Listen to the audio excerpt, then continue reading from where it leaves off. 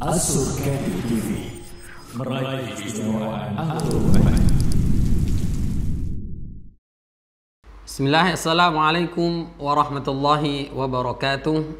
Alhamdulillah, wassalatu wassalamu ala rasulillah, wala hawla wala quwwata illa billah, amma ba'd.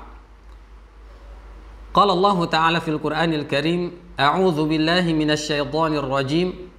Inna hadzal Qur'ana yahdi lillati hiya aqwam wa yubashshirul mu'minina alladhina ya'maluna as-salihati anna lahum ajran kabira.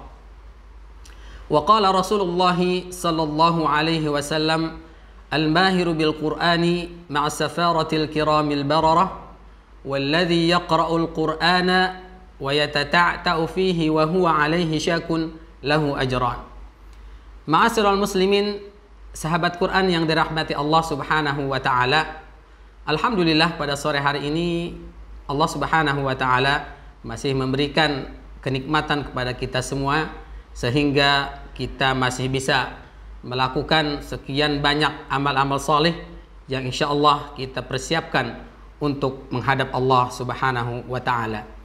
Sahabat Quran yang dirahmati Allah Subhanahu wa taala, menjadi sebuah keprihatinan saya pribadi, mungkin banyak kaum muslimin yang lain juga, bahwasannya Indonesia merupakan salah satu negara muslim terbesar di dunia. Bahkan wabil khusus muslim di Indonesia merupakan umat terbesar yang ada. Akan tetapi kalau kita melihat fakta yang ada di lapangan, kaum muslimin jauh dari Al-Quran, baik secara interaksinya, hanya sekedar membaca atau bahkan mengamalkannya, sangat jauh. Maka dari itu sahabat Quran yang dirahmati Allah Subhanahu wa taala, mari pada kesempatan sore hari ini kita belajar mengkaji ayat-ayat Allah Subhanahu wa taala, belajar salah satu surat yang oleh Rasulullah sallallahu alaihi wasallam disebutkan la salata liman lam yaqra bi Fatihatil Kitab. Tidak dianggap sah salat seseorang ketika tidak membaca surat Al-Fatihah. Sahabat Quran yang dirahmati Allah Subhanahu wa taala, sangat memprihatinkan kaum muslimin yang 90% yang ada di Indonesia ini membaca Al-Quran masih banyak yang belum bisa. Bahkan sangat memprihatinkan juga, mohon maaf, para imam-imam yang ada di kampung, yang ada di daerah kita masing-masing, membaca Al-Fatihahnya masih salah. Padahal dalam hadis Nabi sallallahu alaihi wasallam tadi disebutkan la salata liman lam yaqra bi Fatihatil Kitab. Tidak sah salat seseorang ketika tidak membaca surat Al-Fatihah. Dan juga surat Al-Fatihah merupakan rukun bacaan dalam salat. Artinya apa? Rukun adalah sesuatu yang paling asasi dalam ibadah salat.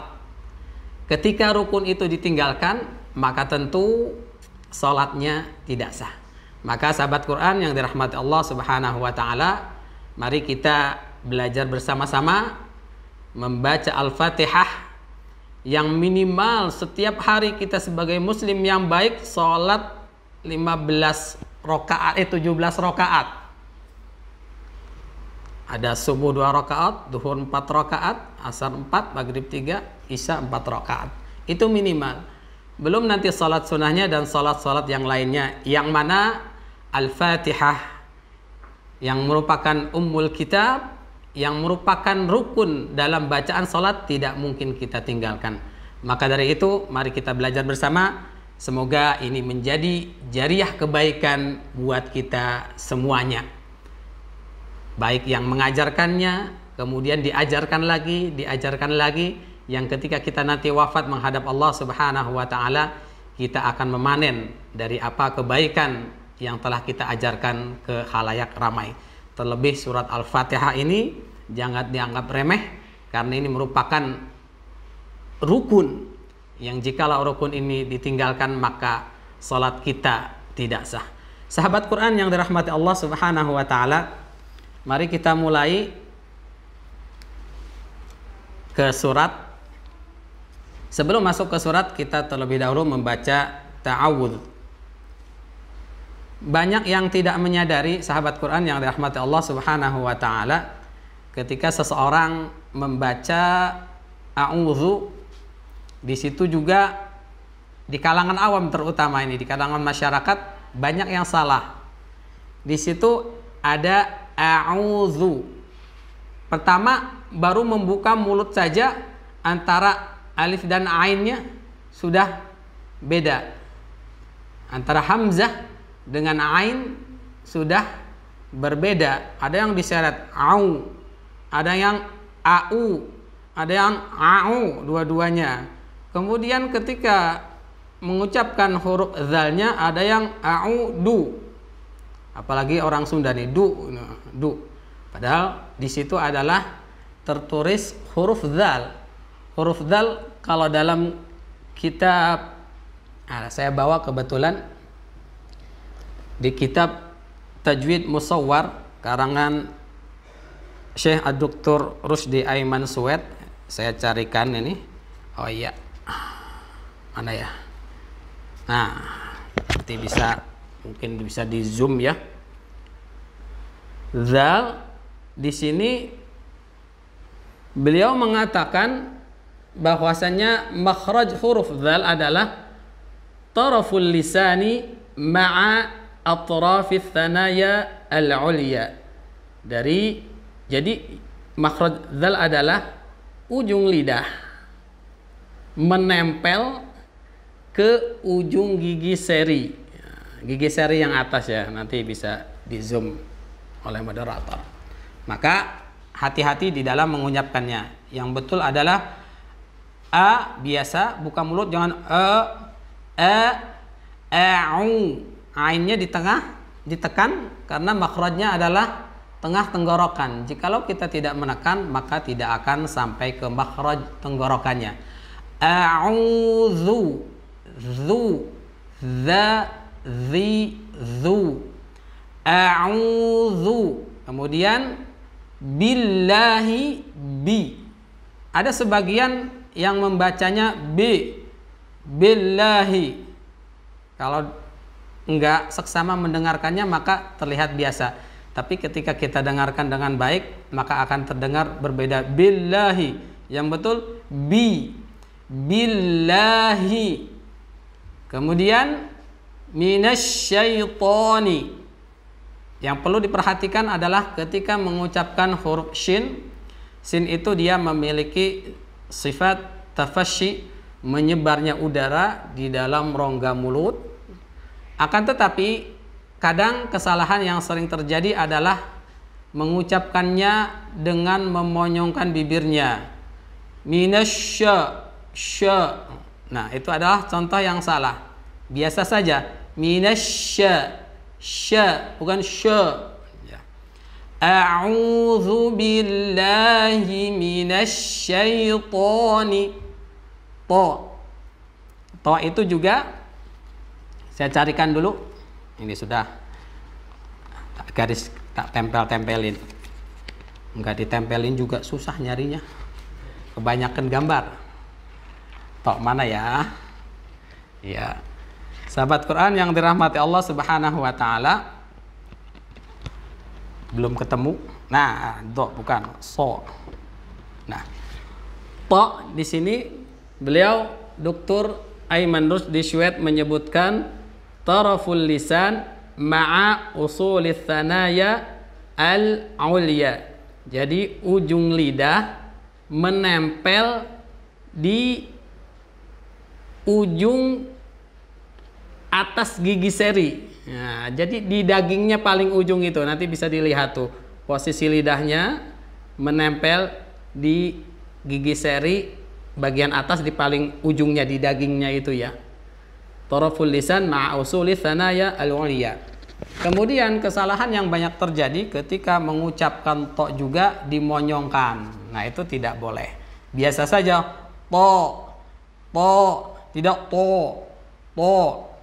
Maka membacanya seperti ini. A'udzu billahi minasyaitonir rajim. tidak syaitanir rajim. Kemudian lanjut ke ayat berikutnya. Kesalahan yang banyak terjadi juga ketika mengucapkan bismillahirrahmanirrahim di kalangan awam adalah bisnya kadang sin itu dibaca shin. Bismillah, mi seharusnya biasa aja ya. Bis di situ sinnya lembut, kemudian diberikan sifat hamas, ada udara yang keluar lembut.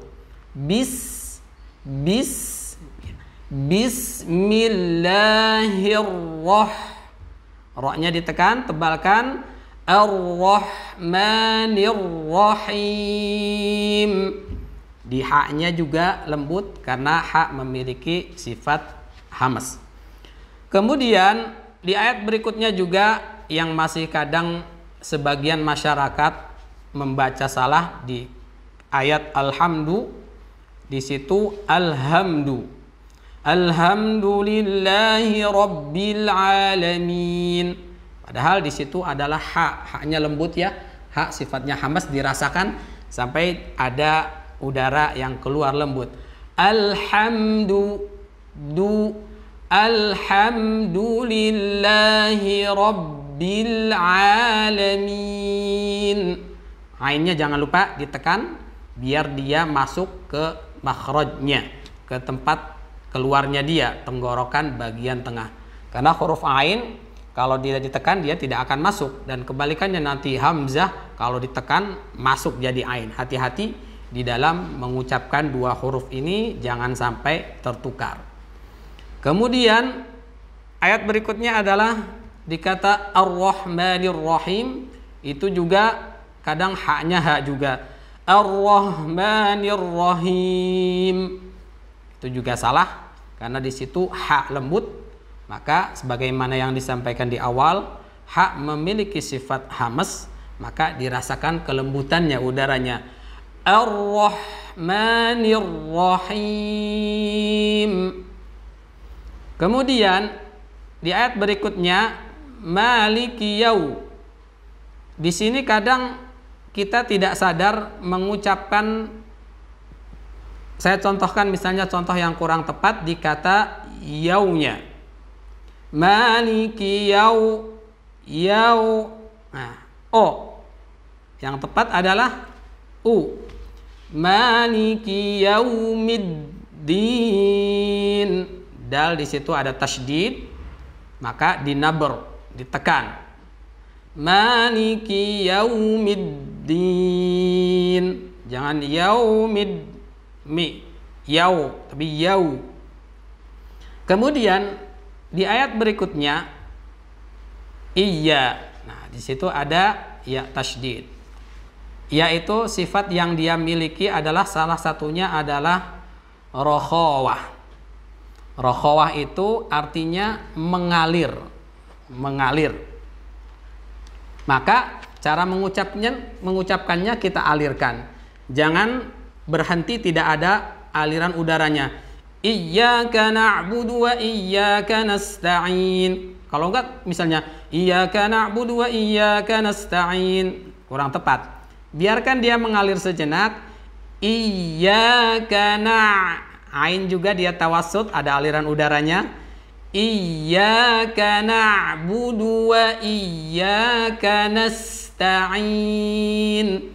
Jangan lupa sinnya dijelaskan hambasnya. Nasta'in. Iyyaka na'budu wa iyyaka nasta'in. Taib, sahabat Quran yang dirahmati Allah Subhanahu wa taala. Kemudian di ayat berikutnya, di ayat ihdina. Ha itu makhrajnya adalah tenggorokan bagian paling bawah. Udaranya akan terasa di dada dia. Jangan ihdi. Kemudian ketemu as-si. Sod berharokat kasroh. Dia perlu penekanan. Sod ketika berharokat kasrah, jikalau kita membacanya biasa sahabat Quran, maka akan terdengar seperti sin. Misalnya, ihdinas sirata. Maka biar berbeda, biar tebal bunyinya, maka ihdinas siratal mustaqim. As-si, bukan as-si, jadi sin nanti ya. Ihdi. Kemudian di ayat yang terakhir, shad kita jumpai shad kasrah lagi, jangan si. Nanti terdengar ada shadnya tapi ada sinnya. Biar benar-benar murni shad, maka ditekan, khususnya ketika dia berharokat kasrah. Siratal ladzina an'amta alaihim. Lay juga, jangan lay alaihim. Tidak, siratal ladzina an'amta alaihim, tapi alaihim. Kemudian lanjutan ayatnya kita putus-putus untuk belajar. Ghairil, gha itu makhrajnya tenggorokan paling atas. Rasakan dia ada kayak getaran riak ya, kayak kita mau membuang riak.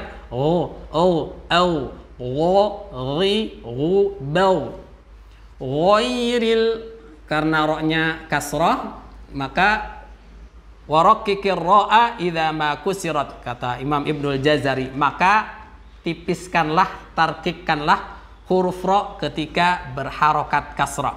Maka ghairil rasakan ke tenggorokan atas. Ghairil maghdubi. Nah, thayyib, sebelum dilanjutkan ada yang perlu diperhatikan terkait makhraj huruf dhad. Nah, ini yang paling susah biasanya huruf dhad.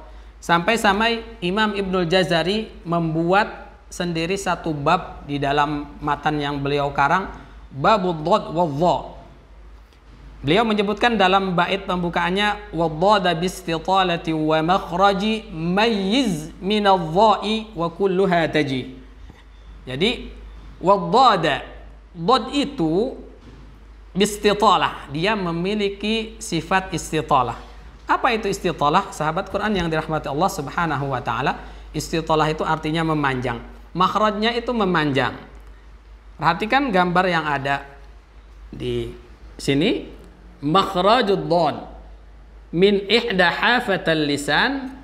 Jadi dari salah satu sisi samping lidah, au huma ma'an, ataupun kedua sisinya, ma'ama yuqabiluha minal adrasil ulya. Jadi gampangannya gini, makhraj huruf dhad itu menempelnya sisi lidah, baik yang kiri ataupun yang kanan ataupun dua-duanya, sepanjang sisi lidah itu menempel ke gigi geraham bagian atas. Hati-hati, jangan sampai tertukar dengan saudaranya, yaitu dha yang ada tongkatnya, yang mana dha makhrajnya adalah seperti dzal, menempelnya ujung lidah ke gigi seri bagian depan. Jangan seperti ini. Ghairil maghdubi alaihim waladh.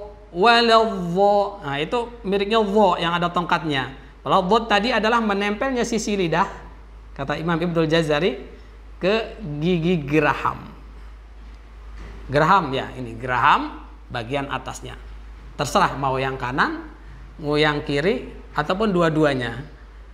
Kami kira dua-duanya susah, pilih salah satunya aja. Ghairil maghdubi alaihim walad.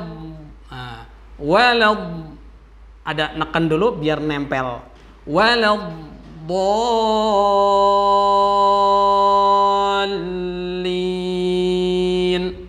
Di lamnya juga ada tasydid, maka ada sentakan sedikit. Waladdallin.